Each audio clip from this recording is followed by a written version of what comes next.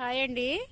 చూడండి, ఒకసారి చెప్పాను కదా వాతావరణం మారిపోయింది, చల్లగా ఉందని చెప్పాను కదా. వాతావరణం మాకు కొంచెం దరిని ఉంటుందండి. మా ఇల్లు దరిని అంటే ఊరు మధ్యలో ఉంటుంది. కాకపోతే మాకు ఇళ్ళకి వెళ్ళి వచ్చేసి పొలాలు ఎక్కువగా ఉంటాయండి.